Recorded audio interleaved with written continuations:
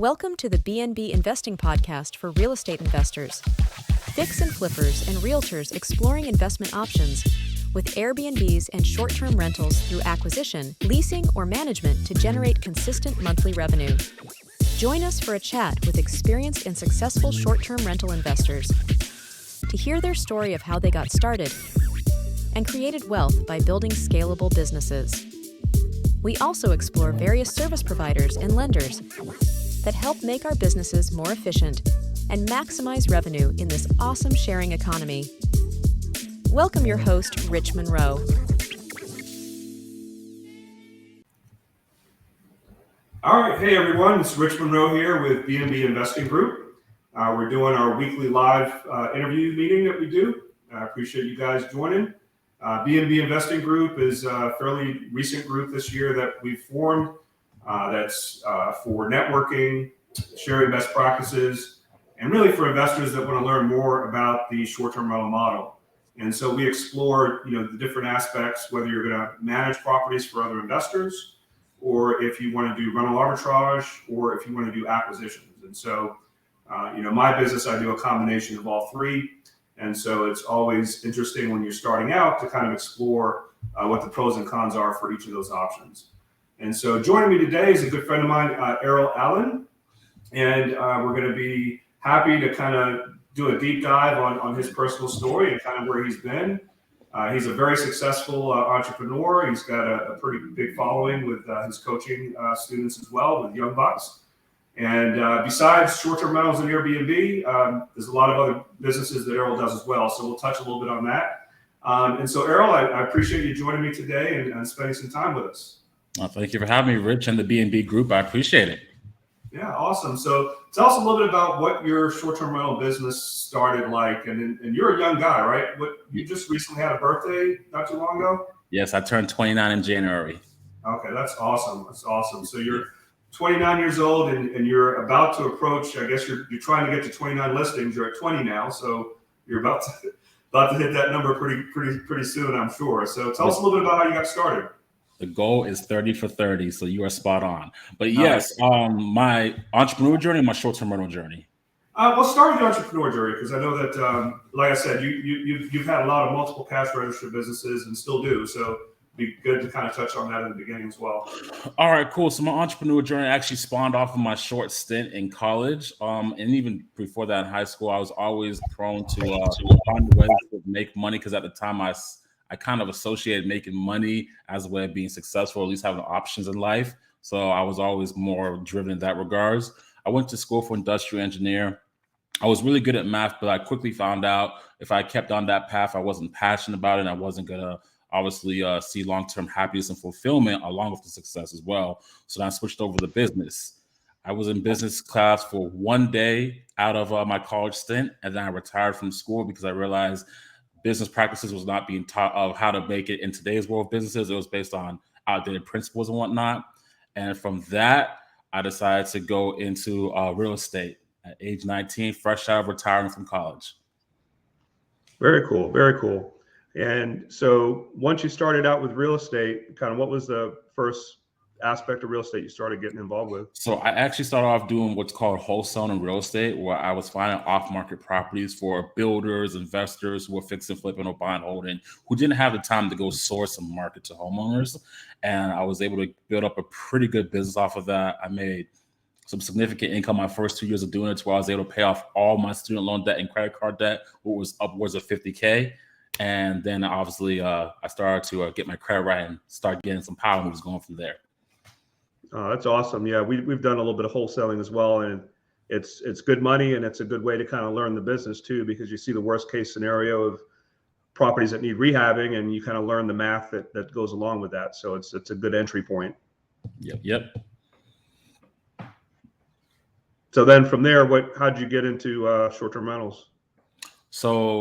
And it's funny how that happened. So I had a pretty much a natural progression. I started off doing wholesaling for probably 3 or 4 years. I was just doing wholesaling. I got ridiculously good at that. I was known for doing that. Then I branched off into rehabs, and like many people's story, that probably the first rehab was the worst rehab. That I was right in line with that. So, and I started rehabbing for 2 or 3 years, and then after doing that, my 5th or 6th year of being in real estate, I decided, you know what? When I make money, it's when I show up to work. I want to be able to make money when I don't have to show up to work. I want to do something where I do the work one time, but I get paid forever off of it. And at the time, I looked at long-term rentals. That wasn't looking too promising to me. Even after I did my very first rental, I did was a long-term rental. Hated it. I'm talking about literally, I squirrel calls for $200 net. It wasn't worth it.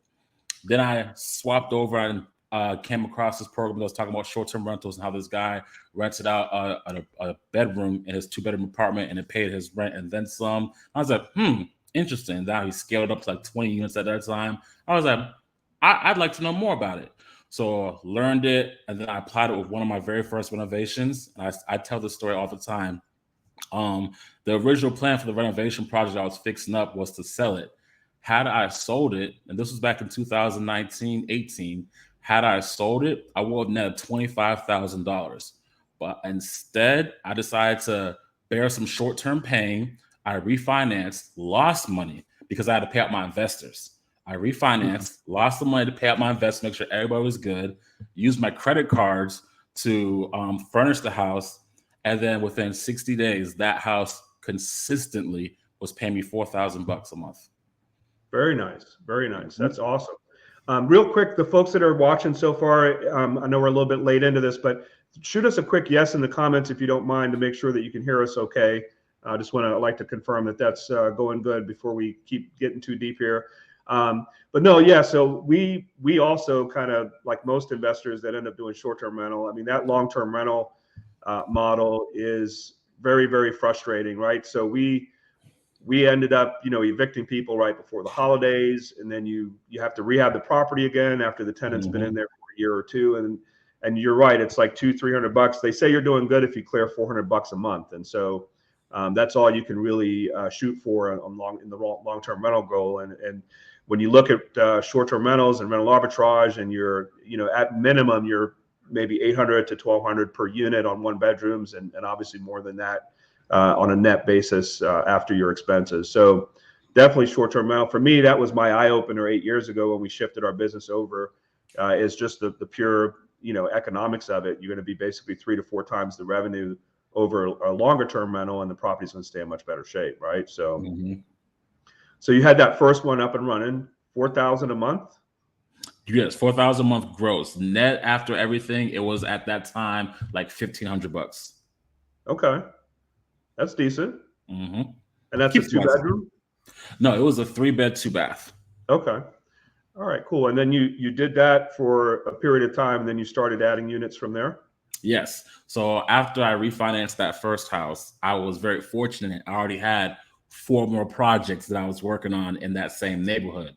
So once I saw how that one did, I was like, you know what? I'm just going to bite the bullet on all of these and refinance all of them. Most people say, BRRRR, buy, rehab, repeat, sell 2, keep 1. I kept them all.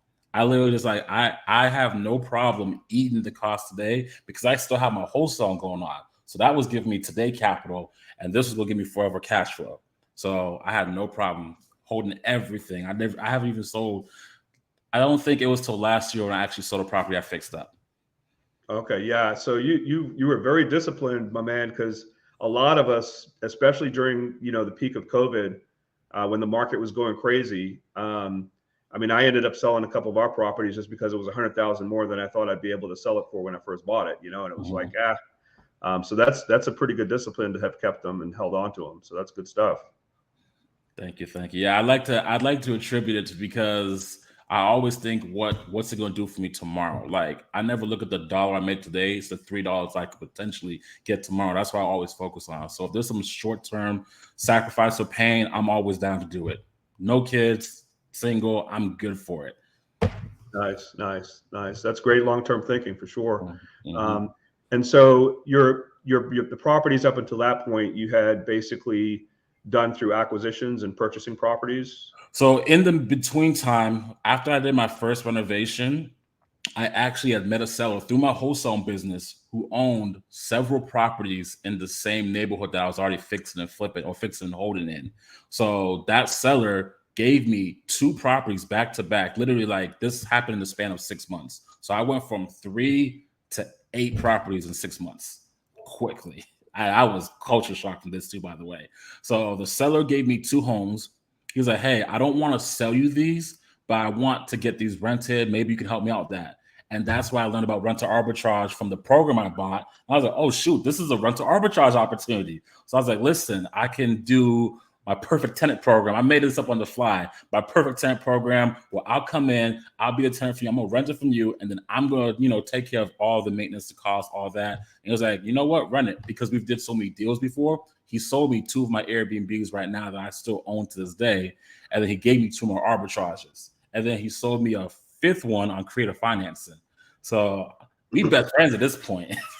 Yeah, no, I mean, I think people that are starting out really get hung up on the cold calling and the prospecting and, the struggle that it takes really to go through the numbers to get to that landlord owner that's going to understand the model, first of all, and then secondly, be down to do it. But the key thing to remember, and then what you just described is a key example of this. I mean, it's all about relationships, right? Yep. So once you get that 1 or 2 relationships with the owner that has access or control over multiple properties, and they see after a few months, it's usually a very quick turn. Once they see how nice the properties stay, they understand that the cleaners are coming in, they're inspecting. We're doing a lot of the lower level maintenance, so they don't have to deal with that part. It becomes less of a headache for them. And then, of course, the timely monthly payments. So they immediately, I mean, that's how we grew in the beginning. We had an 8-unit building in Virginia Highlands, and we started out with 1 unit. And after 2 months, it was like not only that 8-unit building, anything that expired off a 12-month lease, but the owner was feeding us other buildings and like within the same neighborhood because they understood the benefit. Even though I'm not paying them above market rate, I'm paying them the same amount of rent that a tenant would. But they totally see the true value in what we bring to the table. And so when you understand that in the beginning, it's worth going through the pain to get to those first few engagements on the leases with rental arbitrage, because then it's just downhill from there. You can grow exponentially in 6 months very quickly, for sure. Yep. So rental arbitrage, and then so at that point you had 8 units, you said? Yes. So by my first my fix and flip, that was September of 2019 when it was up and running. By March, I had 8. Nice. And so COVID hits, right? So how did you do with your 8 from there? Did you grow? Did you add more units during COVID? I actually was still growing. Actually still growing. So yeah, a lot of people in the market was getting out, putting their head to the sand, not knowing what to do. And I was getting aggressive. Whenever there's a frenzy or disruption in the marketplace, that's when I'm like, there's market share open. Let me get some more. So I'm always doing the opposite. When people are going slow, I go faster. No, that's good stuff. That's the the culture of a true entrepreneur is turning negatives into positives and making opportunities out of them, right? Yes, sir. Yes, sir. Yeah. So during COVID, you grew up to how many more units did you add on? I added 4 more on just in COVID alone, 2020. And one was from an investor who wanted to get out of the lease. And I was like, listen, keep the lease. I'll take over from here. And the other 3 were just from natural opportunities that came about. So I added 4 in just that year alone. Okay. And those were rental arbitrage as well? All rental arbitrages. Yep. Okay. And so what's the typical term on your leases when you do that? How long are you doing your leases for? I aim for 2 years, bare minimum 18 months. Of course, some of the property management companies that I have rented from, they're like, we got to do 1 year's policy. But if we do good after that 1 year, then we can maybe do 2 years at a time. But I normally strive for 2 years. That just shows a certainty and consistency. Like, I'm here for the long haul. Like, if I'm average tenant's going for 1 year and I'm coming in with double that on the front end, they're like, oh, that's different. He really means this. Yes, I do. And are you doing mostly apartments or are you doing single family as well? Actually, all my stuff is single family houses. Okay, nice. Yeah, because a lot of people that do arbitrage typically focus on apartments or units or 1 or 2 bedrooms. And so that's the other thing a lot of people don't realize. You can be very successful with single family homes as well. And Most of the time you're in most markets, when you go after and provide a 4 or 5 bedroom option, it's usually not widely available. And so it becomes easy to get booked, and you become a commodity because it's got more bedrooms and it sleeps more people, right? So usually the bigger the property, the better. And starting out, people seem to gravitate to 1 bedrooms, which is good. I mean, it's easy. It makes logical sense that it's comparable to a hotel, but honestly, it took me a little bit of time to figure out that the better opportunities are the larger properties for sure. Yes, I agree. My 4 bedrooms, I can't even walk them just to check them because they'll always book back to back to back to back, even during perceived slow season. Like my 4 bedrooms are my money makers, all of them. Yeah, totally agree. Totally agree. That makes sense. And so after COVID, then we had the whole, which we're still going through now in Atlanta, the whole issue with the regulatory environment. And so we had a whole nother slew of other folks that kind of backed out and broke their leases, started selling furniture. And so there's all kinds of other opportunities out of the woodwork, right? So I'm assuming you continued to grow. Yes, I did. And just literally at the cusp of it, I remember it was like, I think March of 2021 or 2022. I forget which year. And the ordinance was becoming apparent, like it was about to come down until it got extended. I got in 2 more units right before the thing passed. And then not passed, but I got pushed back. And then I just kept on getting more because the fear of, oh my God, what's going to happen? I can't do Airbnb no more. I'm over here. I'm like, I'll take it. I'll take it. Yep, I'll take that too. Yeah, I think we grew. I think we had going into just before the ordinance, I think we had maybe 15 units in Atlanta. Now we have 32. So we definitely kept growing during that time as well. So you gotta seize the opportunity when you can. Yep. And so have you done, besides rental arbitrage, have you done any management? Yes, I actually just recently started taking over for other hosts and managing their stuff on behalf of them as well. So I started doing that probably like towards Q4 of last year. And what are your thoughts about how that compares to rental arbitrage or properties you own as a model? I mean, obviously, because I don't have as much tied up equity or invested interest, the numbers aren't there. But again, it is very seamless with what I already have going on, so I can quickly get on more of those. And instead of making $1, although I'm making a quarter, I can quickly get more quarters and just implement it into my system because I have a system now. They're buying into the system. Now, before, when I didn't have a system, like my first 2 years, that would have been a whole bunch more stress. But now I could easily get more quarters per se, and it will be a seamless transition. And we're actually in the process of doing that right now with a host who has 8 units here in Atlanta, and he has some units in Kansas. Yeah, and just so everyone knows, a quarter. So, as a short-term rental manager, you can charge 25% typically of the gross rental income as your fee to manage the property, which is obviously, more than double what a traditional property management fee is, usually 10%. And so there's a lot more heavy lifting that comes with short-term rental. But like we've talked about, obviously there's more revenue there too. And so kind of the market rate for that is around 25%. And so when Errol says a quarter, that's what he's referring to. I assume we was all Airbnb experts. My apologies. No, that's okay. It's okay. I'd like to kind of clarify, because some folks are this is brand new to some people too. So and so while we're on the topic too, guys, if you have any questions while we're going through the interview, feel free to throw it out in the chat, and we'll see if we have time towards the end of the session to handle some more questions as well. And so, we also manage properties for other investors, and we've come to recognize that, in the beginning, like you talk about, it's very easy to fold it into your existing process, right? So you've already got your back office set up, you've already got your technology, your integration tools, you've got stuff automated. Yep. And so whether you add a listing for your business or someone else, you kind of roll it into the exact same process. The channel managers they have nowadays do a good job of synchronizing the inbox and the calendars and everything. So it's just incremental income, right? So 25% of another listing it just kind of adds to your income line and lets you grow quicker. And not to mention, it gives you some advantages too.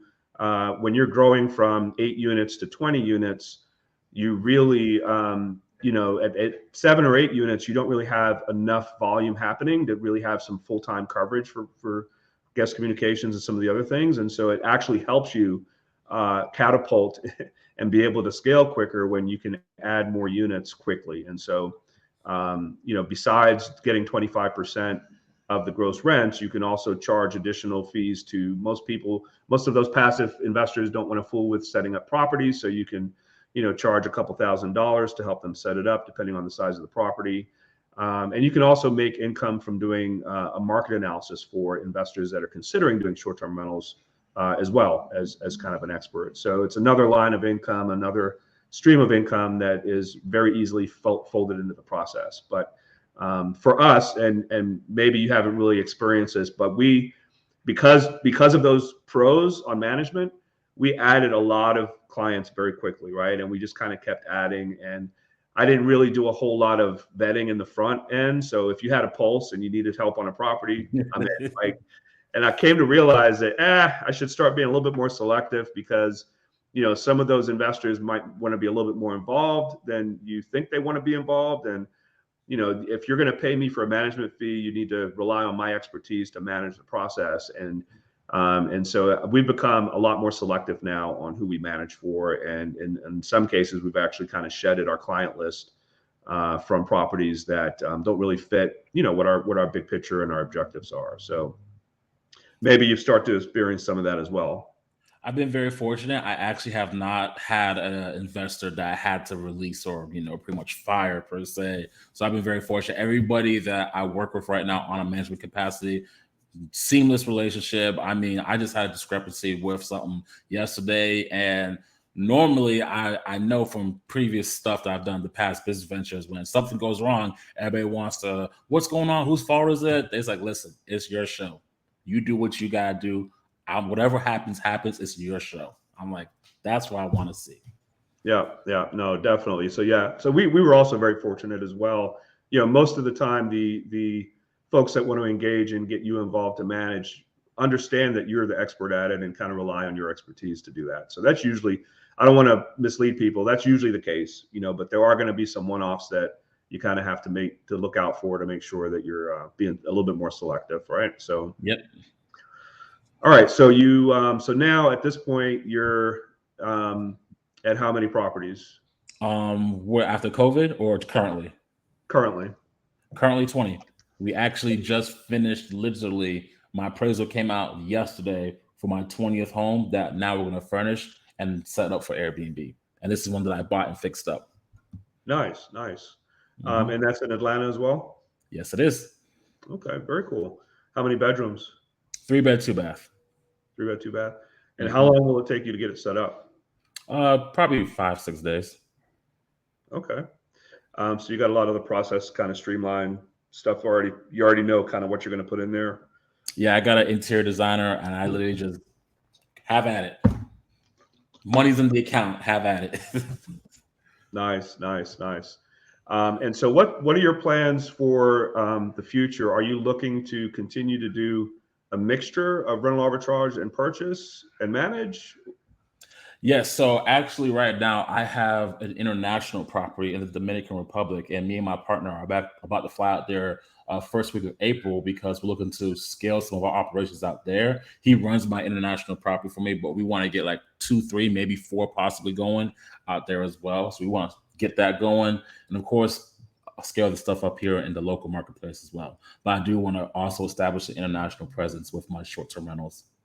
Oh, that's awesome. Yeah. And that's the other benefit with this business. Once you learn it in a particular market, you can replicate this anywhere in the world, essentially, right? And, Yes. It's the same issues you have to deal with in DR as it is in Atlanta. It's just a little bit different with the supply chain, a little bit different with the culture and all that. But at the end of the day, the business is the business. The putting the listing up and getting your listing pictures taken and setting the property up is the exact same process. And so yep. We have a 2-bedroom down in Montego Bay, Jamaica that we've had for a couple of years now. And we've been looking to expand as well in the Caribbean. My wife and I'm originally from Guyana, South America. I grew up in Jamaica. My wife's from Trinidad. And so we've got all kinds of Caribbean connections that we want to, take advantage of and start expanding in that market as well. So that's what's definitely. up. Yeah. So what I know that you had played around with, and maybe you're still doing it. Let's touch a little bit on the other markets that are kind of similar to Airbnb. So like I know you were doing Turo for a time period, which is kind of Yes. the peer-to-peer model for rental cars. Yes. So at the time, I had 6 cars. When I jumped into it, I am now down to 3 because we sold one and another one got into an accident. And then we put the rest onto our long-term rentals as of right now. So they're just consistently booked out and don't have to think about it. Okay, cool.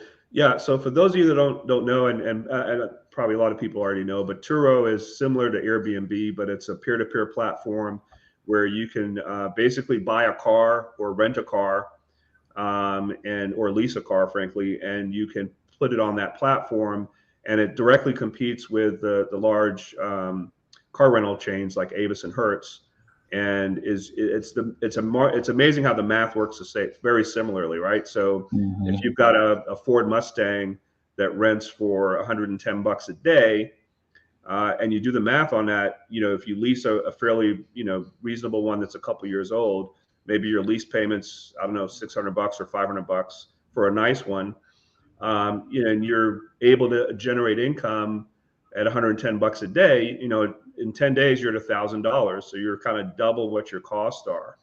And in most cases, again, it's very similar to the short-term rental game where it's maybe 3 times the revenue as a benchmark. There's also other platforms like HireCar that cater to the Uber and Lyft drivers, where basically you can do the same thing. You can put your car on that platform, and folks can rent the car from you that might have a mechanic problem with their existing vehicle, and they rent off that platform as well. It's and it's the same kind of hands-off, keyless entry, and you have a lockbox, and they have an app that allows you to basically do that. Somebody just threw out in the comments, HireCar just filed bankruptcy. I am not surprised, frankly. We tested them out a couple years ago, and I prefer Turo because what was happening is the Uber driver would come and rent the car, and they would do it 2 or 3 days at a time, and they'd keep making money to keep paying the daily rate. And like, it was just, they just weren't making any money. Like, they were struggling with it. So I'm not surprised that HireCar just filed bankruptcy. But I think the Turo model fits nicely because, and you probably already do this, or you were probably doing it when you had the short-term rental aspect with it, where you can make it available with your listing. You have it parked somewhere near your property, and you can basically provide it as an option in the Airbnb or the VRBO listing that they can rent the car as well. And you can kind of synchronize things, and as well, obviously making revenue off the car at the same time. So it's an interesting model.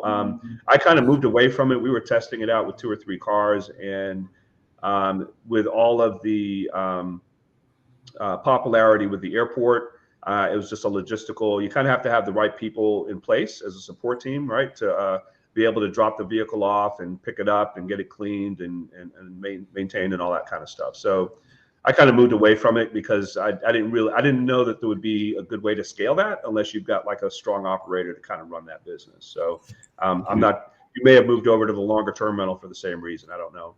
Spot on, actually. It was too much human error per se, and it just wasn't, like you said, scalable. Like, I did put my Turo links with my Airbnb links and merge that, but then just after the fact of checkouts, and then try to manage getting the car, have it ready if someone else wants to book it same day. And then on top of that, people still on Turo just alone want to book my cars because I had luxury vehicles, so it was too much upkeep, and I was just like, I just got to keep them separate, and this is going to be left and this is going to be right.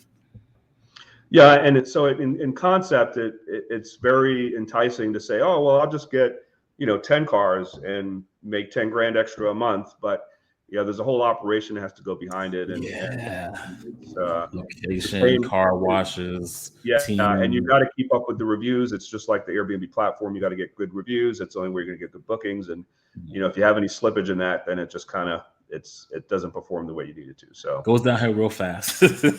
yeah, for sure.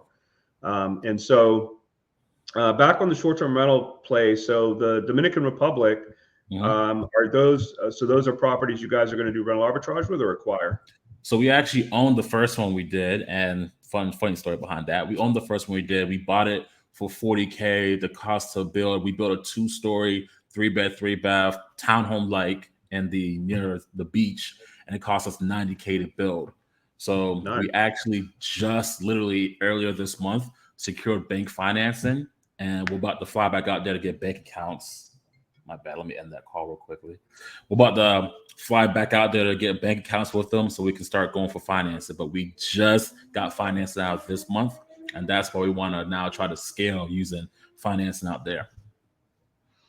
Very cool. Very cool. So we've actually looked at rental arbitrage opportunities in the Caribbean and Jamaica in particular. And again, that's what I like about this model. You can basically do the same process in most countries. And, there's, in some of the hot resort areas, there are a lot of even, residences, single family homes, as well as apartment condo buildings, midsize, that lend themselves well to the vacationers and people that are coming down there.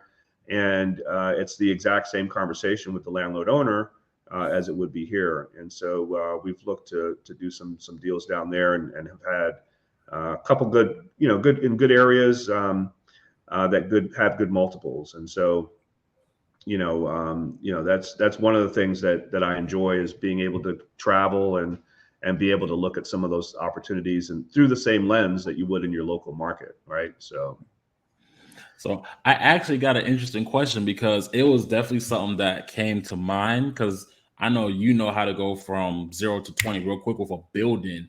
Just break down, because I'm selfish question, the process of getting into like a person that owns like a 10 unit. How does that go where you're like, hey, I got the first unit, now I got all of them? Like, how did that process or conversation go? Yeah, and so and we touched a little bit on this earlier. You typically have the starting point be a couple of units, maybe it's 2 or 3 in the beginning from a negotiating standpoint, and once the owner sees how quickly we're able to, like you say, it's usually about a 10-day window, 10 to 14 days, even if we're doing multiple units.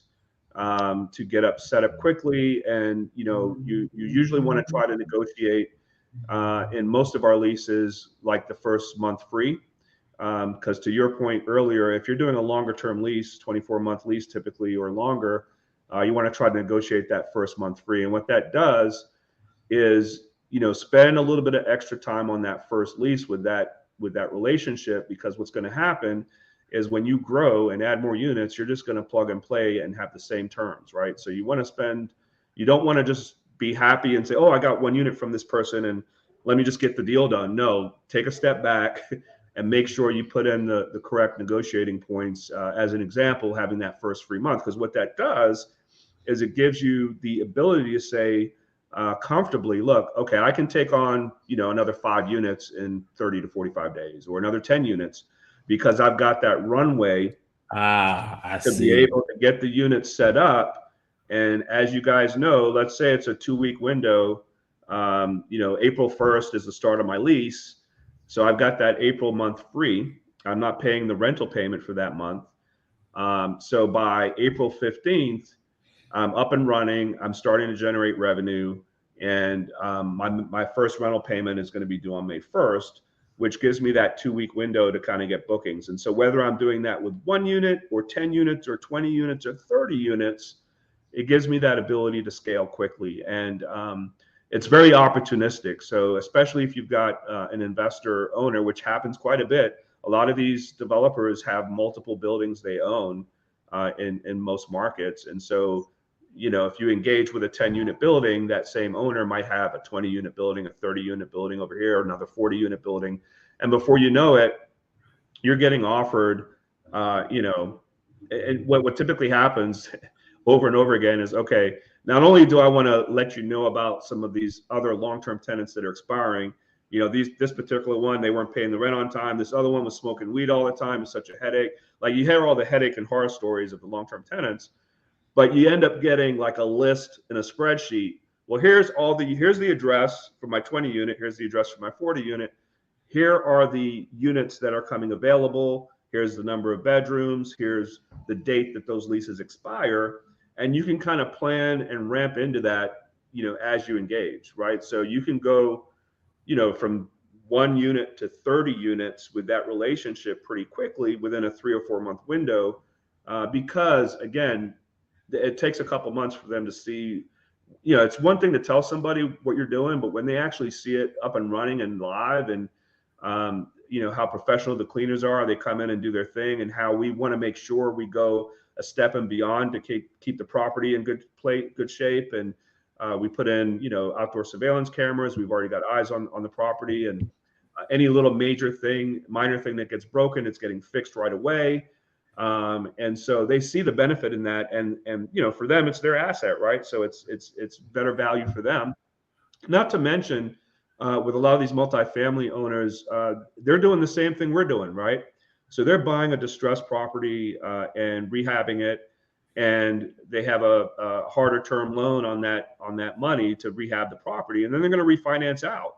And so if they've got a 20 unit building they just purchased and they just finished the rehab, and now you've got brand new units you're leasing from them, any little bit of vacancy is going to impact their ability to refinance and get great terms.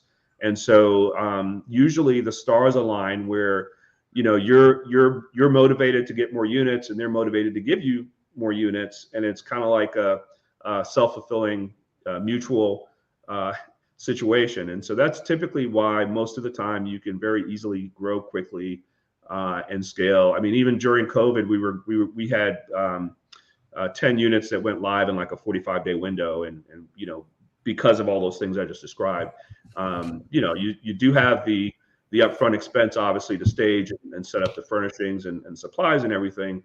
But if you've got some good budgets in reserve to be able to do that, you want to be able to start developing a reserve for staging and setup for that reason, because you're going to have opportunities that come up that you're going to want to be able to execute on when they come available, right? So you said something that was so pivotal. That's like, even though we do the same thing, it's still like sliced down the middle. We're in different worlds, because I'm in houses and you're in apartments. I'm not going to probably get away with getting a free month from a one-off property owner or property management company that has X amount of properties, but you can pull that off of a building that has 20, 30, 40 doors, because they can absorb that cost. So that right there just opened my mind on how I could see easily scaling that much faster than doing houses. So I appreciate the insight right there.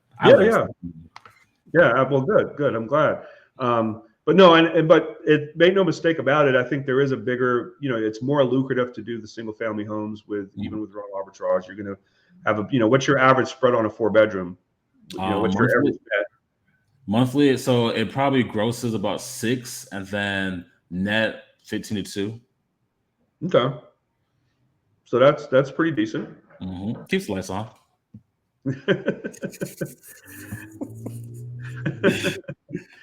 So what's your thoughts about how you're going to manage those properties in DR once you're up and running?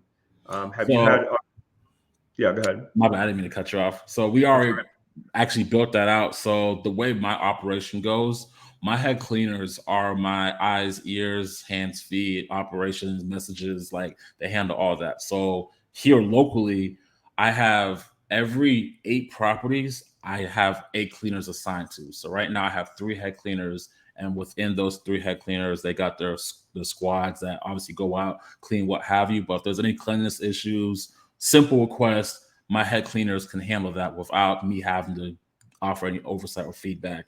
And then out there, the Dominican Republic, we already have identified our head cleaner who's bilingual and can run our operations when we do get more units out there. And so are those cleaners on your payroll, or are they separate companies? They're actually separate companies. So what I've done is I found people who are probably like small 2-4 person cleaning companies, and I just came and offered a lot of opportunities and helped them help me. And now even 2 of my head cleaners right now are Airbnb hosts, and they've kind of watched what I've done with my Airbnbs and mimic it for themselves. They've even asked me, "Hey, where you get your door locks from?" And I have no problem with it. Like, I want you to thrive, because again, if you thriving as a host and you're thriving with the cleaning squads, then I'm good. So I have no problem offering insights and helping out, because you're offering a major service that's pivotal for my business as well. Yeah. No, I tell people all the time, I like to stay in my lane. And so when you start this business, you are a little bit tempted when you start seeing the money that you're doling out every week to the cleaning operation, but it is such a key integral part of the business Yes. that, you need to have a dedicated resource that's going to hire and fire and train and make sure that that stuff's done correctly. I would be too distracted if I had to take that on as well. And so we have similar, depending on the market, we have different mid-sized cleaning companies that, our business represents the majority of the revenue, and we treat them more like a strategic partner. We expanded down into the Tampa, Florida market, and have a young couple down there that's been doing a great job. And they'll go a step and beyond what a typical cleaner will be. They're going to handle any kind of inventory replenishment, any type of, we still have handymen and maintenance people separately, but they'll step in when they need to, to make sure that things get done correctly. And, we have zero reason to go down to Tampa, although my parents, my mom and sister live in Bradenton, which is not too far from there. So occasionally we do go through, but not because we have to check in on the business, because it runs so smoothly. And exactly, that's what you want. I literally love having a winning culture. Like, I make it my priority to make it my business to know their business, not like in terms of studying, but like understanding, caring. Just like I know all my head cleaners and their teams on a first name basis. They always call me Boss Man E. Just developing that synergy, and they'll go above and beyond because now they feel invested. Like, this is their house. And I even like give bonuses to my cleaners when we get consistent amount of clean 5-star reviews and what have you. It's a beautiful thing. No, that's awesome. Yeah.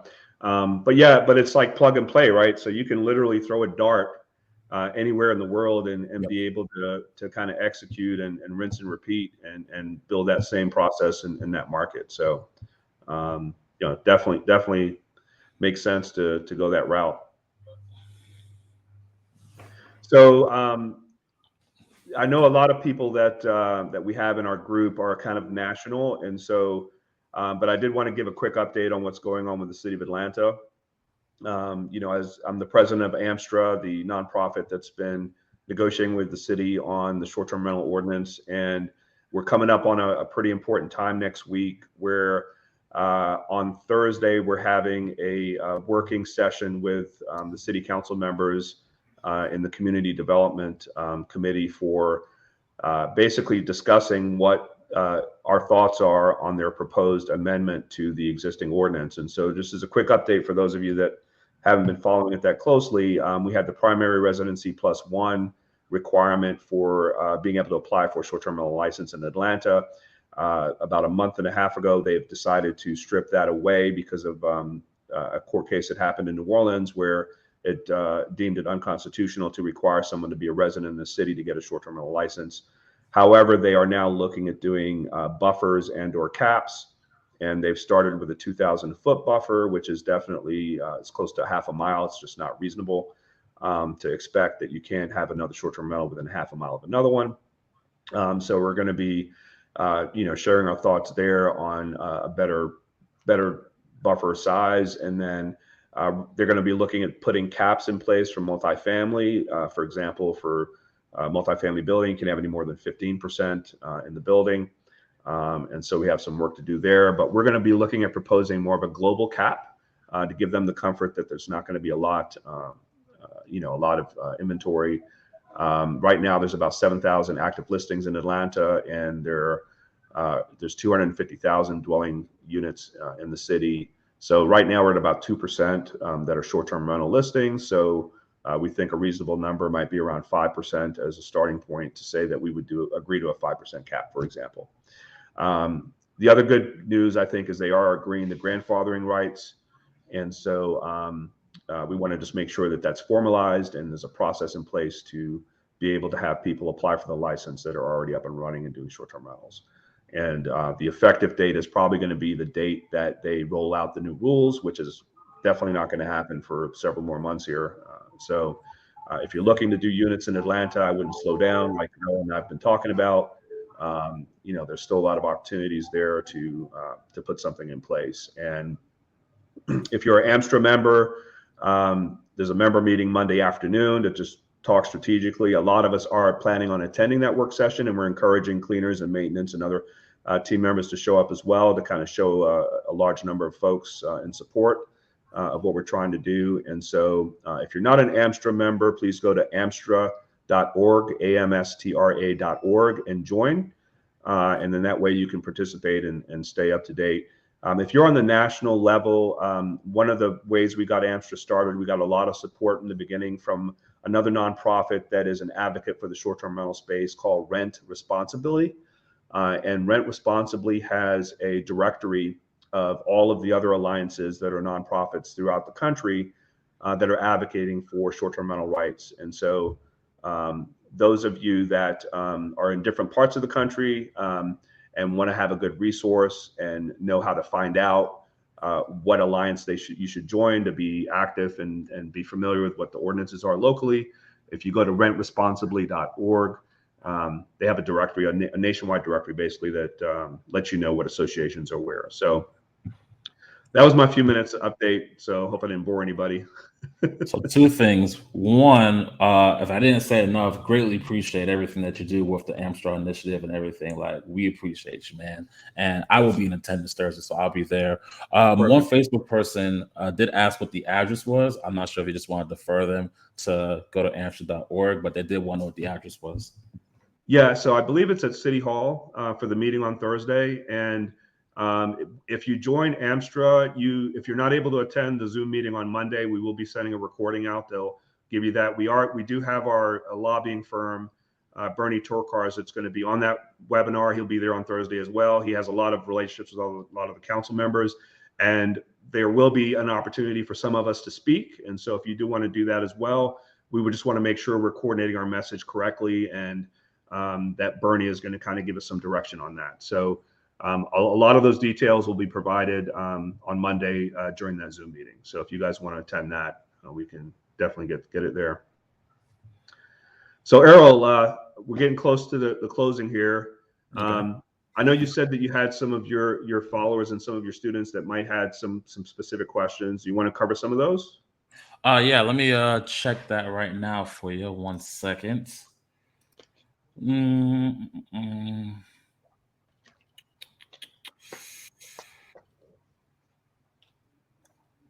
Bear with me. My computer is loading up the messages.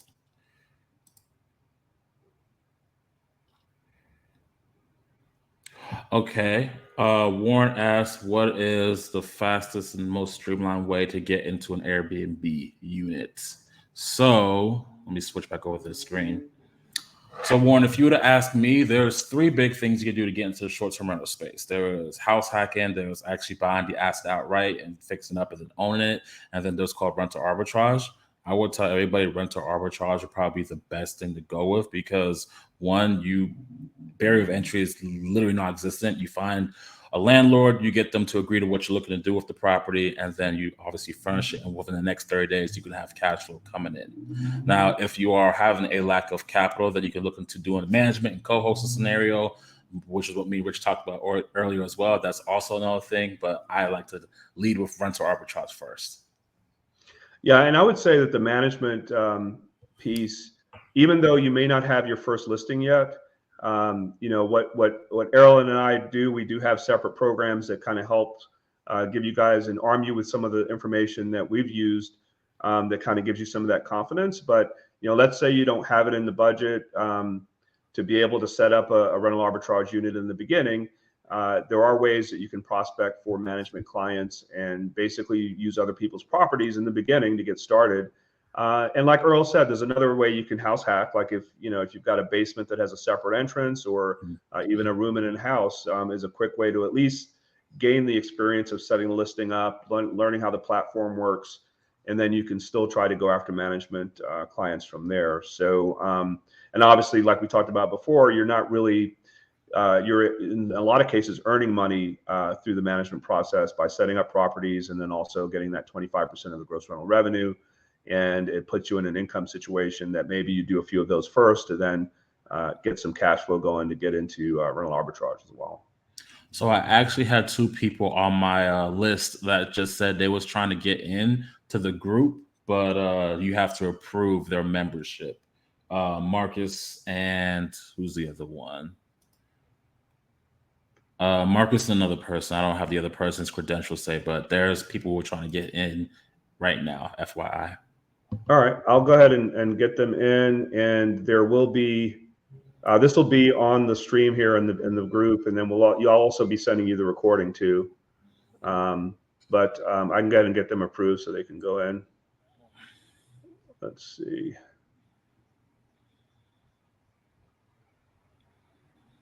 Yeah, because as you know, we're gonna restream. This will be on the Facebook group, so those guys can go back and look at it as well. Okay. And then I'll send you a link. It's a pretty easy link that allows you to click on the link and you can watch the replay of this. So everybody will have access to that as well. Are there any specific requirements for renting apartment units? So are there any specific requirements? I mean, I would assume, minus if they're obviously short-term rental friendly, it'll be the standard process of making sure like, hey, what's your income? And hey, do you have, what's your credit looking like? Stuff like that. Now, me personally, because I'm not in apartment units myself, I can't really speak too much on that. I do single family houses, but good sir, Mr. Rich can defer and give you all that insight. Yeah, so obviously I think the big difference here when it comes to apartments is the structure, right? So you have the large complexes, 200, 300, 400 unit apartment complexes that are typically run by large corporations that are regional. There are opportunities there. You have to be a little bit more formalized, and obviously it's typically referred to as corporate housing. So there are corporate housing opportunities that are available in some of those larger units. What I would recommend and what we've been successful at is starting out with some of the mid-sized buildings, 10, 20, 30, 40 unit buildings that are individually owned or investor group owned. That way you can have a direct conversation with the owners of those buildings. Another interesting dynamic with apartments is the Airbnb just recently announced a partnership with some of those large apartment complexes because they recognize the opportunity for the ability to provide to a tenant that wants to go rent in their building that they can also do short-term rentals when they're not there. And so like we've talked about with house hacking, let's say you want to get a 2-bedroom apartment in downtown Atlanta, but you can't afford the rent. You can definitely, they're starting to promote the option to be able to sign a lease that gives you, right? And so you can live there. Let's say you want to go spend the weekend with your girlfriend out as a short-term rental during that weekend, and you can supplement your income that way. Or, obviously if you're naturally traveling anyway and you're not going to be there, you can do the same. And so there are large companies that are pursuing that model right now and basically partnering with large apartment complexes to do that model and basically come in and manage the process for them. And so that's an interesting dynamic, I think, and another part of the business that's going to be growing pretty quickly and kind of opens up the door to this being more mainstream on most apartment buildings because competitive environment. Because now, if you don't provide as an option, where that's an option. So Rich, I don't mean to cut you off, but I think your internet is a little shoddy at the moment. You're kind of going in and out. Just want to give you a heads up. Yep. All right. Yep. I am up here on the lake, so I think it's back to normal here. We do have little spots come in, and I've got a contractor that's outside doing work too. He might be interfering with what's going on with the electricity, but so I think we are at our end here. Errol, I really appreciate you jumping on today and spending some time with us. Are there any other last minute things you want to tell us about? I know you do some other podcasts and stuff like that. Yes. So actually, I dropped my user handle down. If you guys don't follow me on Instagram, you can follow me at Errol Allen. And if you're interested about like any of the stuff that we talked about, just getting more insights and more involved in my world, you can just shoot me a text at 678-585-6006 and text the letters STR. If you do that, you'll be obviously entered into my world. You get updates on things I do as well. And I do have ebooks that really talk about my process. It breaks down everything from zero to hero. If you want that breakdown, you can text GPA to that same number. GPA stands for my ebook, Getting Paid Away. 8 Steps to Building Your Rental Arbitrage business. So, and that again is 678-585-6006. You can either text STR or GPA, depending on which way you want to go. All right, awesome. So I'll throw mine out there too. So, B&B Investing Group does help a lot of students with learning how to do or navigate through whether you want to do rental arbitrage, whether you want to do acquisitions to buy properties, or you want to manage other people's properties. And so if you send me a direct message on Facebook, we can schedule some time to kind of give you more details on that and see if you'd be a good fit for the program or not as an option. But I want to thank you again, Errol. I appreciate it. And I will definitely see you next week in Atlanta as we go to fight the fight with getting our rules done. Good old David versus Goliath story. I love it. I'll see you next week, Rich, and I appreciate the invite again. Awesome. Sounds good. You take care. Have a good one. Thanks, everybody. Thanks for jumping on the BNB Investing Podcast this week. Please click on the subscribe and like button below.